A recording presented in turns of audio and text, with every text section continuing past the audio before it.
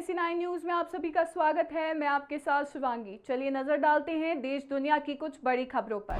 पाकिस्तान और अफगानिस्तान के बीच बीते कुछ दिनों से सीमा पर जारी तनाव कम होता नहीं दिख रहा है। अब खबर आ रही है कि पाकिस्तान ने एक बार फिर आज अफगानिस्तान पर हवाई हमला किया है। पाकिस्तान ने इस बार अफगानिस्तान के स्पिन बोल्डक शहर को निशाना बनाया है। इस हवाई हमले में कई लोगों के मारे जाने की खबर है, जबकि कईयों की हालत बेहद नाजुक बताई जा रही है। पाकिस्तान के इस हमले में कई तालिबानी लड़ाकों के भी मारे जाने की खबर सामने आ रही है। पाकिस्तानी अखबार डॉन के अनुसार इंटर सर्विस पब्लिक रिलेशंस ने इस हमले को लेकर एक बयान जारी किया है। इस बयान में कहा गया है कि अफगान तालिबान ने तड़के स्पिन बोल्डक शहर में 4 जगहों पर कायराना हमले किए। उसमें आगे बताया गया कि पाकिस्तानी सेना ने इस हमले को प्रभावी ढंग से नाकाम कर दिया। पाकिस्तानी सैनिकों द्वारा हमले को विफल करने के दौरान 15 से 20 अफगान तालिबानी मारे गए और कई अन्य घायल हो गए। स्थिति अभी भी बिगड़ रही है। फितना अल ख्वारिज और अफगान तालिबान के ठिकानों पर और भी जमावड़ा लगने की खबरें हैं। बस 2.5 महीने और हम नए साल यानी 2026 में प्रवेश कर जाएंगे। नया साल नई उम्मीदों को अपने साथ लाता है, लेकिन कुछ लोगों के जहन में ये भी ख्याल आ रहा होगा कि आने वाले साल में क्या होगा।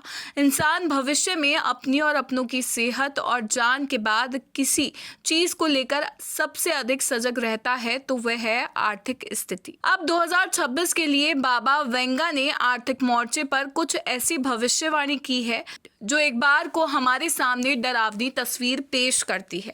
एक रिपोर्ट के अनुसार बाबा वेंगा ने 2026 के लिए एक चरम वैश्विक वित्तीय संकट की भविष्यवाणी की है।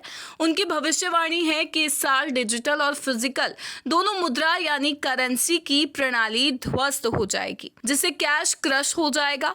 इस संकट के कारण बैंकिंग संकट, करेंसी वैल्यू का कमजोर होना और बाजार में तरलता में कमी जैसी घटनाएं हो सकती है। एक संकट से दूसरा संकट पैदा होगा जो वैश्विक अर्थव्यवस्था को प्रभावित करेगा। इसमें महंगाई, उच्च ब्याज दरों और तकनीकी उद्योग में अस्थिरता जैसे संकट आ सकते हैं। मिस्र में हुए गाजा शिखर सम्मेलन में पाकिस्तान के प्रधानमंत्री शहबाज शरीफ ने मंच को लगभग डोनाल्ड ट्रंप की प्रशंसा सभा में बदल दिया। उन्होंने ट्रंप को शांति पसंद शख्स बताया और कहा कि उन्होंने भारत पाकिस्तान युद्ध को रोककर लाखों लोगों की जान बचाई। शरीफ ने यह भी कहा कि वह ट्रंप को दोबारा नोबेल शांति पुरस्कार के लिए नामित करेंगे। इस पर ट्रंप ने मुस्कुराते हुए जवाब दिया, वाह, मैंने ये उम्मीद नहीं की थी। जहां ट्रंप ने इस तारीफ का लुत्फ उठाया, वहीं सोशल मीडिया पर शरीफ की जमकर आलोचना हुई। कई यूजर्स ने इसे पाकिस्तान के लिए शर्मनाक बताया। कॉलमिस्ट SL कंठन ने भी तंज कसते हुए लिखा, जब भी ट्रंप को अपने जूते चमकवाने की जरूरत होती है वह पाकिस्तान के नन्हे प्रधानमंत्री को बुलाते हैं। भू राजनीति में इतना शर्मनाक नजारा पहले कभी नहीं देखा। मध्य प्रदेश में किसानों के मुद्दे को लेकर सियासी पारा चढ़ गया है। प्रदेश कांग्रेस कमेटी के चीफ जीतू पटवारी अचानक केंद्रीय कृषि मंत्री शिवराज सिंह चौहान के सरकारी आवास पर पहुंच गए। किसानों के हक की लड़ाई लड़ने पहुंचे पटवारी का अंदाज खास था। वे अपने कंधे पर अनाज की बोरी लाद कर मंत्री के घर पहुंचे। ये मुलाकात किसानों की फसलों के उचित दाम की मांग को लेकर थी। केंद्रीय मंत्री शिवराज सिंह चौहान के आवास पर पहुंचकर जीतू पटवारी ने उनसे सीधा सवाल किया। उन्होंने पूछा, आखिर किसानों को अनाज का असली दाम कब मिलेगा? पटवारी ने फसलों का उचित समर्थन मूल्य दिए जाने की मांग पर जोर दिया और किसानों को उनके हक का दाम दिलाने की लड़ाई लड़ने की बात कही। काफी देर तक दोनों नेताओं के बीच किसानों के मुद्दों पर बातचीत हुई। मीडिया से बात करते हुए जीतू पटवारी ने बताया कि उन्हें ये कदम क्यों उठाना पड़ा।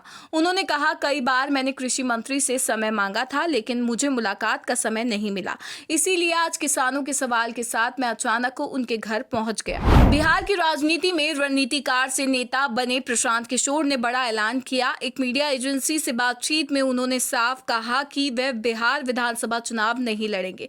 प्रशांत किशोर ने कहा, जनसुराज अभियान ने तय किया है कि मुझे संगठनात्मक काम पर ध्यान देना चाहिए, इसीलिए मैं उम्मीदवार के रूप में चुनाव नहीं लड़ूंगा। प्रशांत किशोर ने आगे ये भी कहा कि जनसुराज सिर्फ सत्ता हासिल करने का आंदोलन नहीं बल्कि एक वैकल्पिक राजनीति की सोच है। उन्होंने दावा किया कि बिहार में अगर जनसुराज को 150 से कम सीटें मिलती है तो इसे पराजय माना जाएगा। उन्होंने कहा कि हम बदलाव की राजनीति कर रहे हैं, आधा अधूरा जनादेश हमारे हमारे मकसद को कमजोर करेगा। NSE9 न्यूज में फिलहाल इतना ही। आगे की खबरों से अपडेट रहने के लिए बने रहिए NSE9 न्यूज के साथ। नमस्कार।